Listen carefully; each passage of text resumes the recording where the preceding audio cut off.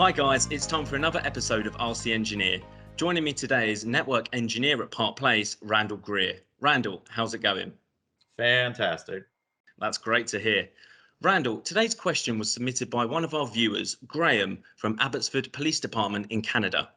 Now, Graham is in the process of redesigning his network from the ground up and is considering layer 2 versus layer 3 interswitch links between the distribution and access layer switches. Randall, from your experience, what are you seeing for the most part for medium-sized businesses today? I'm seeing that there's two aspects to it. The first is, who's going to be deploying it, what their skill level is, and then what are the actual features and uptimes that you're looking for. If you're looking for something that's relatively easy to set up and you don't mind a convergence that'll take more than a few seconds, then doing layer two is a fine choice. However, if you need more advanced features like equal cost multipathing, advanced QoS, or you want a faster convergence, which we can get down to about 50 milliseconds, then layer three would be the way to go. The caveat there is that layer three is a bit more complex to manage.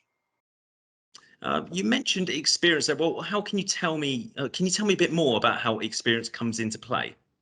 Yeah, there is some complexity in managing a layer three network. You have to manage a routing protocol on top of it. Whereas on the layer two network, that's by default going to be managed by some flavor of spanning tree, depending on what vendor you go with.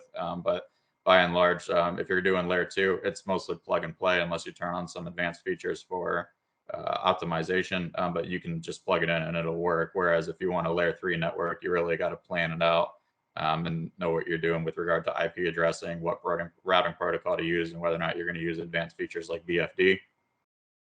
Well, that's some great insights and wonderful comparisons between layer 2 and layer 3. Thanks for parting with your knowledge there, Randall. And Graham, who submitted the question, we hope that helps. If anyone has any follow-up questions or something new to ask our engineers, you can do so by reaching directly out to us. In the meantime, we'll see you next time on Ask the Engineer.